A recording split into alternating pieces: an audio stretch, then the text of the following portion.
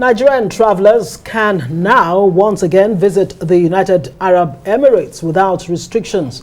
Now, this comes after President Bola Tinubu and the President of the United Arab Emirates, Mohammed bin Zayed Al Nahyan, reached a significant agreement in Abu Dhabi.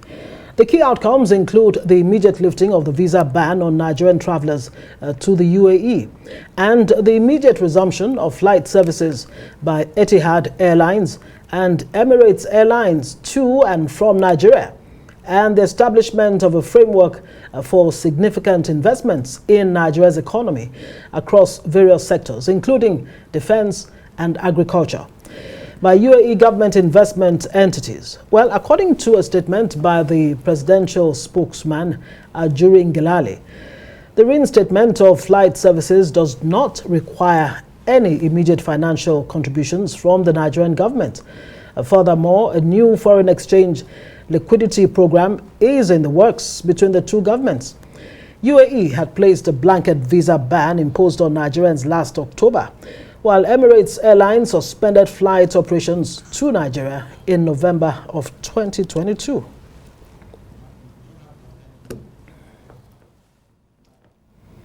Later on, we'll speak to an aviation expert, but we're joined now in the studio by Ambassador Bolaji Akinremi, who is the Director of Economy, Trade and Investment at the Ministry of Foreign Affairs. Ambassador, thank you for joining us on Newsnight. Thank you so much for having me here tonight. Thank you. This a very good news coming from the United Arab Emirates.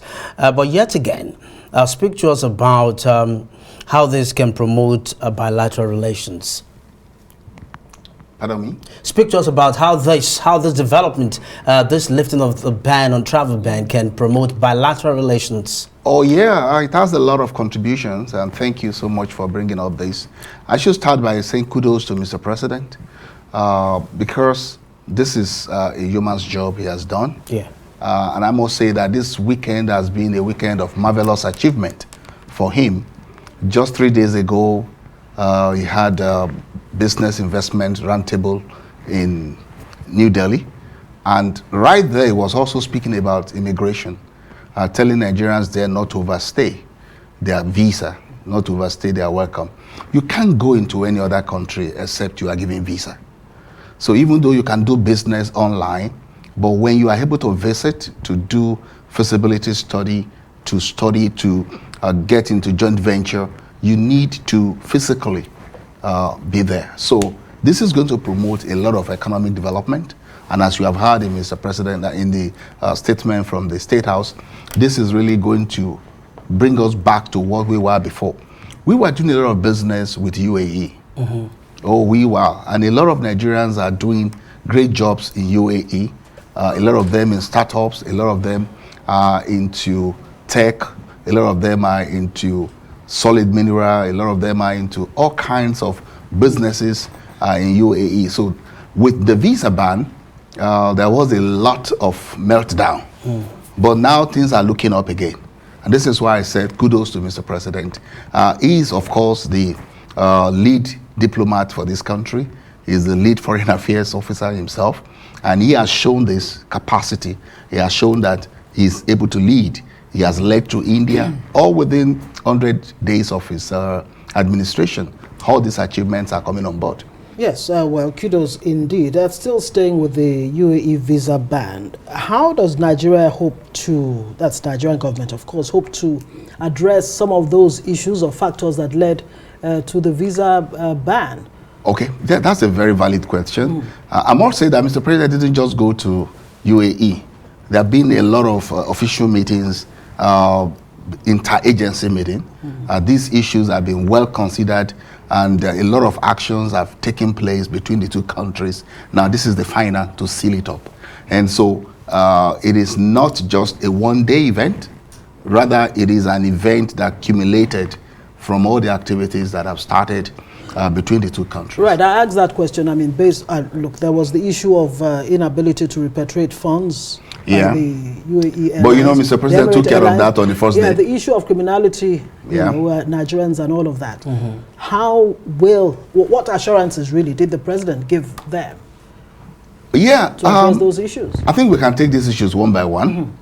Nigerians are not recalcitrant to the extent that they are not amenable. Mr. President speaks like a father. How I wish you can listen to his statement in New Delhi. I was there physically when he was addressing the Nigerian community. This is the heart of a father. And I'm sure he did the same thing in UAE. So they are not deaf. They see a father who wants to help them. Yeah. And so they are ready to yield. And I'm seeing that. I'm seeing that changes in Nigeria. What we have with Nigerians is that some of them sometimes go out of bounds. I mean, they go overboard. They go into cultism, they go into all kind of things. What they do in Nigeria, they carry it over there. It's not only in UAE. In Malaysia, we have all of these things. But things are changing. You see, the fish gets rotten from the head. Right. The moment you have a leader who knows his onions, and this is what we have in President Asiwaju Bola Ahmed Tinubu, is a man who knows. And so you are not telling him cock and bull stories. And when he speaks to you, it's not just giving you fake assurances. When you look at his foreign policy agenda, the 4D, you will know that he has taken care of even diaspora. It says democracy, development, demography, and diaspora. And this reassures Nigerians. And let me tell you, very soon, they will be paying for Nigerians to go outside. Okay, now... They'll be paying. Anyone who needs the services of Nigerians. Oh, okay. Now, Ambassador... because Nigeria is going to develop. Yeah, between October last year and March this year, $281.78 million was recorded for the year. That's the money we made from repatriation, from UAE to Nigeria.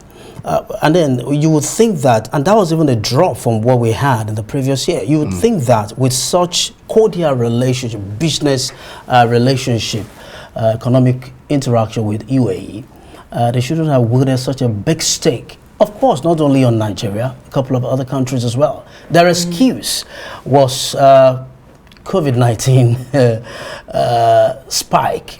But yet again, how can we ensure that Nigeria indeed is better represented in the international community such that we do not keep experiencing things like this? Well, these issues are interwoven. Diplomacy, economic, and we in foreign affairs is a new dawn for us. And we, all hands are on deck to join Mr. President and with our minister, Ambassador Tuga. Things are really, really shaping up. But I want to say that there is nothing bad in a country that has money to move its money out. With Mr. President's policy of free exchange rate by market forces, it's not going to be difficult to move money. It's not only UAE that has money in Nigeria. Don't forget that we have so many multinationals in oil, in different kinds of businesses. There's a renewed hope for them. The deficit in trust is now being abridged. It's now being breached. So they are not just going to move money because they want to move money now. Instead, more money is coming in. We are going to be having numbers coming from UAE, from Delhi, in one day, 14 billion. And by the time we're in the second... Pledge. But these are international businesses. Yeah, you see, if it's a pledge, it's only an assumption. We cannot base economic plans on mere assumptions. Be positive. Let us assume that it will double. Okay, that's, fair enough, fair enough. But some experts would actually, in response to the UAE visa ban, say, look, for the UAE, it amounts to, cutting the nose to spite the face. That as a matter of fact, the UAE is the bigger loser when they don't come to Nigeria. How do you ensure that these relations now will be truly mutually beneficial? Yeah, you have said it. Mutual. Yes. Symbiotic. You see, in relationship, you don't look for enemies, you look for more friends. And so we are not looking for who is worth it or who will suffer most. Yeah, but when Nigeria is, bleeding on as far as dollars is concerned, and you have this companies and organizations and countries taking out so much dollars. Yeah, it's their money. How is that good for Nigeria? It's their money. We must realize that. It's their money. It's not only UAE, Ethiopia. They've done business. They have a right. Nigeria has a policy that you can repatriate 100% of your money. This is one of the code. What are you doing to protect the Nigerian end of it? Our dollar is stabilizing. Our dollar is stabilizing now. And you know that all of this happened in the past regime. This is a new dawn, and we must look at it that way. And we must give this government, this administration, a little opportunity, chance to prove his mettle. He has assured us, and things are beginning to look up. But you see, let us know that we need more friends. What Mr. President has done is to show leadership. As a diplomat, I'm encouraged. Because when a leader leads from the front, it is very easy to follow. Right. The optics are good, definitely. Bolaji Akinremi, Ambassador, Director, Economic, Trade and Investment, Ministry of Foreign Affairs. Thank you so much for joining us. It's a pleasure. And of course, we wish you the very, very best.